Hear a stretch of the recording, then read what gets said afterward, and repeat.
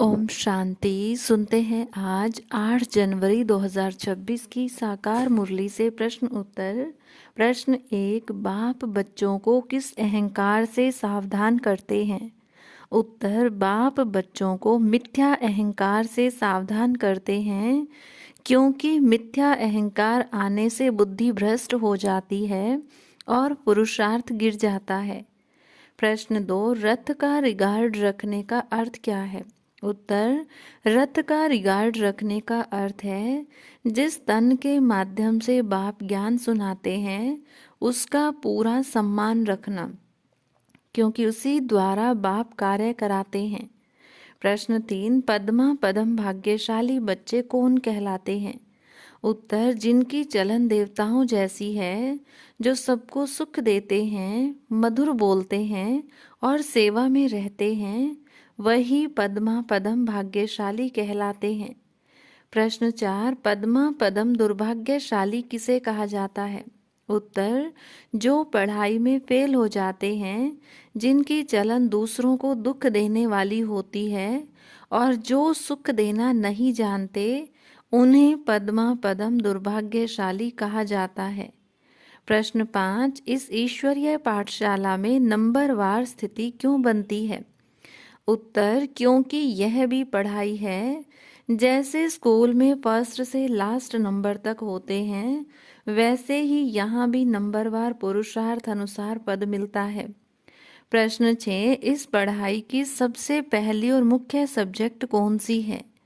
उत्तर, इस पढ़ाई की सबसे पहली और मुख्य सब्जेक्ट पवित्रता है।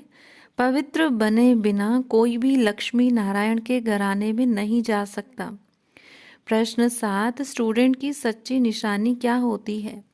उत्तर, सच्चा स्टूडेंट अपनी कमजोरी को पहचानता है और दिल से समझता है कि वह किस सब्जेक्ट में कमजोर है और उसे सुधारने का पुरुषार्थ करता है।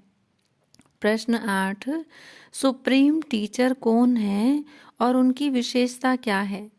उत्तर, शिव बाबा सुप्रीम टीचर हैं, जो आत्माओं को पढ़ाकर मनुष्य से देवता बनाते हैं और उच्च से उच्च पद दिलाते हैं। प्रश्न 9, माया को दुष्टर क्यों कहा गया है? उत्तर, क्योंकि माया बड़े बड़े होशियार और बुद्धिमान बच्चों को भी ट्रेटर बना देती है। अंत समय में भी माया धोखा दे देती है।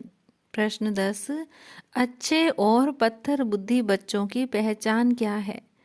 उत्तर, अच्छे बच्चों के मुख से फूल जैसे बोल निकलते हैं, जबकि पत्थर बुद्धि बच्चों के मुख से पत्थर जैसे कठोर बोल निकलते हैं, चाहे बाहर से कितने भी अच्छे दिखाई दे। प्रश्न 11, बाप को सुखदाता क्यों कहा जाता है? उत्तर, क्योंकि बाप के पास कोई दंड का कानून नहीं है।